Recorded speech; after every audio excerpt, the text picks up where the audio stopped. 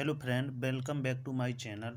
चलिए, पिछली वीडियो में हमने देखा था अस्थमा होता क्या है। अस्थमा के बारे में सारी जानकारी डिस्कस की थी कि अस्थमा ये क्या होती है। ब्रीथिंग रेस्पिरेटरी डिसीज होता है, जिसमें क्या होती है यानी कि सांस लेने की डिफ़िकल्टी होती है। इसमें मतलब विंड पाइप होता है जो ब्रोंकाई के बोथ साइड, उसमें मतलब म्यूकस क्या होता है, म्यूकस बहुत सारा इकट्ठा हो जाता है, जिससे क्या होती है जो विंड पाइप का जो मतलब एयरवे होता है वो नैरो हो जाता है, जिससे हमें क्या होती है सांस लेने में प्रॉब्लम होती है, जिसे हम अस्थमा कहते हैं। कल हमने अस्थमा की बीमारियों के बारे में पढ़ा था, सिम्टम्स भी पढ़े थे अस्थमा के। आज हम अस्थमा का क्लासिफिकेशन पढ़ने वाले हैं। ये अस्थमा के ट्रीटमेंट में कौन कौन सी दवाओं का यूज होता है। चलिए तो हम पढ़ते हैं क्लासिफिकेशन ऑफ अस्थमा। अस्थमा का क्लासिफिकेशन 5 टाइप का होता है। फर्स्ट ब्रोंकोल डायलेटर होता है, दूसरा होता है लिकोट्रीन एंटागोनिस्ट होता है, तीसरा होता है मास्ट सेल स्टेबलाइजर, और चौथा होता है कार्डिकोस्टेरॉइड, और पांचवा होता है एंटी आईजीई एंटीबॉडी। चलिए तो हम एक एक के बारे में डिस्कस करते हैं। फर्स्ट है ब्रोंको डायलेटर। तो ब्रोंको डायलेटर क्या होता है, अगेन 3 टाइप में डिवाइडेड होता है। तो ब्रोंकोडाइलेटर में क्या क्या आता है, बीटा 2 सिम्प्टोमेटिक, इसमें आता है सॉल्ब्यूटामोल, टर्ब्यूटालिन और बॉम्ब्यूटेरॉल आता है, सॉलमेटेरॉल आता है, फॉर्मेटेरॉल आता है। इसके बाद आती है हमारी दूसरी कैटेगरी मिथाइल जेंथिन, जिसमें क्या आता है थियोफाइलिन आता है, अमीनोफाइलिन आता है और डॉक्सोफाइलिन आता है और थियोफेलिनेट्रेट आता है। और इसी में तीसरी कैटेगरी कौन सी आती है, एंटीकोलिनर्जिक ड्रग। तो एंटीकोलिनर्जिक में आती है कौन सी, इप्राट्रोपियम ब्रोमाइड और थियोट्रोपियम ब्रोमाइड। इसके बाद दूसरी कैटेगरी आती है लिकोट्रीन एंटागोनिस्ट। तो लिकोट्रीन एंटागोनिस्ट क्या करती हैं, ये सिस्टाइल L1 रिसेप्टर को क्या करती हैं, ब्लॉक करती हैं। इसमें कौन कौन सी, मोन्टेलुकास्ट आता है और जोफ्रेलुकास्ट आता है। इसके बाद आता है तीसरी कैटेगरी आती है mast cell stabiliser. Mast cell stabiliser क्या करती है, ये मास्ट सेल के डिग्रेशन को प्रिवेंट करती है। इसमें क्या आता है, सोडियम क्रोमोग्लाइकोलेट आता है। इसके बाद चौथी कैटेगरी आती है कार्टिकोस्टेरॉइड।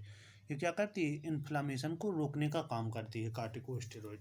कार्टिकोस्टेरॉइड में क्या 2 तरीके की ड्रग आती हैं, एक तो आती है सिस्टेमिक आती है और दूसरी आती है इन्हेलेशन। सिस्टेमिक में आती है हाइड्रोकार्टिकासोन और प्रेडिनिसोलोन आती है। और इन्हेलेशन में कौन कौन सी, इन्हेलेशन में आती है बेक्लोमेथासोन, ब्यूडिसोनाइड आती है और फ्लूटिकासोन आती है। और एंटी आईजीई इनहिबिटर में क्या करती है, ये क्या करती है एजीएबी रिएक्शन को क्या करती है, रोकने का काम करती है। यानी कि जो एजीएबी कॉम्प्लेक्स का फॉर्मेशन होता है इसे रोकने का काम करती है। इसमें कौन सी ड्रग आती है, ओमिना जुनाब आती है इसमें। अब चलिए हम एक एक के बारे में थोड़ा थोड़ा डिस्कस करते हैं कि आखिरकार ये कैसे वर्क करती हैं और किस तरीके से अस्थमा को रोकने का काम करती हैं। तो जब हम क्या करते हैं, जब हम सिम्प्टोमेटिक यानी कि ब्रोंकोडाइलेटर ड्रग का यूज करते हैं तो ये क्या करती हैं, तो इन ड्रग का जब यूज करते हैं तो ये बीटा 2 रिसेप्टर से बाइंड करता है, और बीटा 2 रिसेप्टर से बाइंड करके क्या करता है, CAMP के कॉन्ट्रैक्शन को इंक्रीज कर देता है। जब CAMP का कॉन्ट्रैक्शन इंक्रीज हो जाएगा तो क्या होगा, ब्रोंकोडाइलेशन होता है, जिससे क्या होता है कैल्शियम और पोटेशियम चैनल ओपन हो जाते हैं स्मूथ मसल्स के, जिससे जिससे क्या होता है जो मतलब म्यूकस वगैरह इकट्ठा होता है वो ऑटोमेटिक नीचे की साइड चला जाता है। तो जब हम क्या करते हैं, जब हम ल्यूकोट्रीन ड्रग का यूज करते हैं तो आपने देखा होगा जो हमारी ये ब्रोंकाई वगैरह होती है, जो इसकी लेयर होती है, इसे इसे क्या कहते हैं, इसे फास्फोलिपिड की बनी होती है। और जब कोई भी यहाँ से फॉरेन पार्टिकल इंटर करेगा तो फास्फोलिपिड क्या करता है, ये एक्रिडोनिक एसिड में कन्वर्ट हो जाता है। तो जब एक्रिडोनिक एसिड में कन्वर्ट हो जाता है और एक्रिडोनिक एसिड लॉक्स, ये तो आपने देखा हो, लॉक्स और कॉक्स को क्या करता है,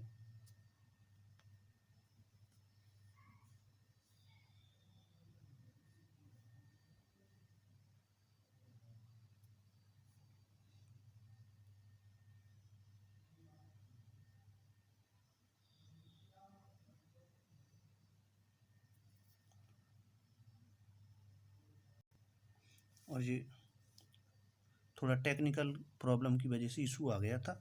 तो ये लॉक्स और कॉक्स क्या करता है, एक्रीडोनिक एसिड के थ्रू लिकोट्रीन रिलीज करता है, एंड लिकोट्रीन रिलीज करता है, जिससे क्या करता है, सिस्टाइल 1L1 एक्टिवेट हो जाता है एंड ये ब्रोंको कॉन्स्ट्रक्शन को क्यूज करता है, जिससे म्यूकस रिलीज होता है और ये क्या करते हैं, फाइनली अस्थमा को क्यूज करते हैं। बट जब हम लिकोट्रीन एंटागोनिस्ट ड्रग का यूज करते हैं तो ये क्या होता है, लिकोट्रीन और सिस्टाइल से बाइंड करके इनको ब्लॉक करता है, जिससे क्या होता है, जिससे हमें अस्थमा की प्रॉब्लम दूर होती है।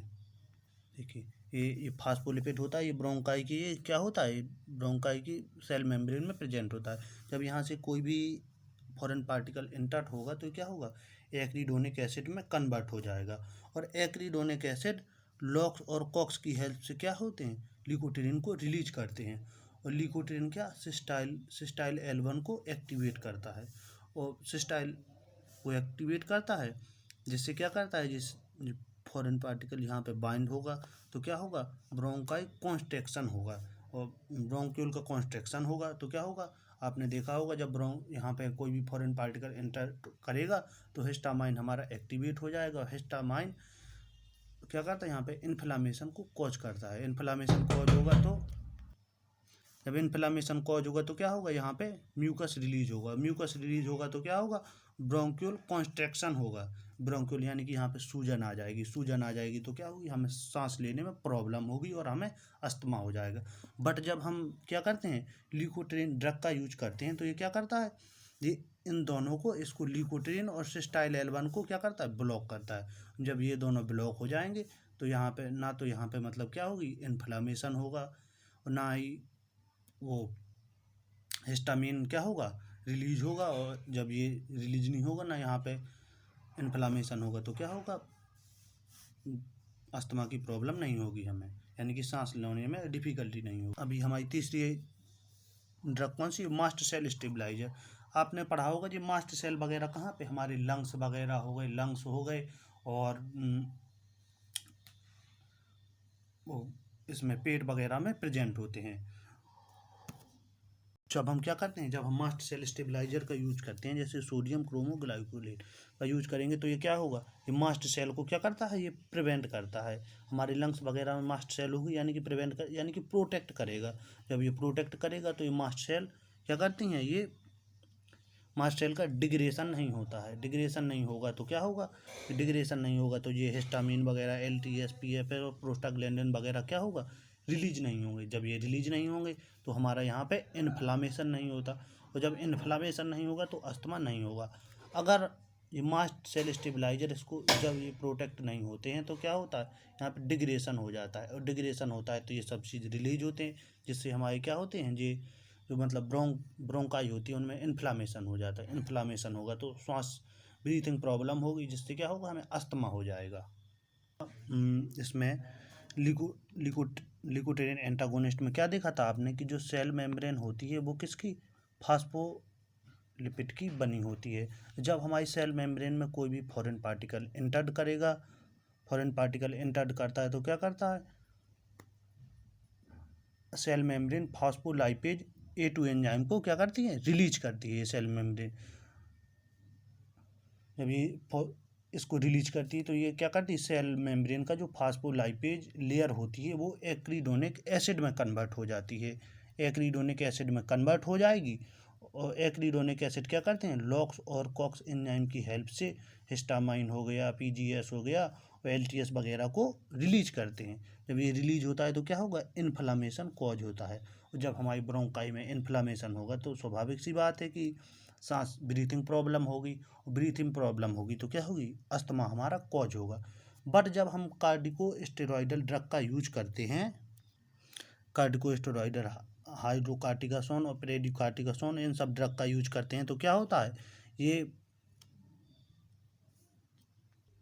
फास्फोलिपिड होता है ना, इसे फास्फोलिपिड एंजाइम को ब्लॉक कर देती हैं, जिससे क्या होता है, जिससे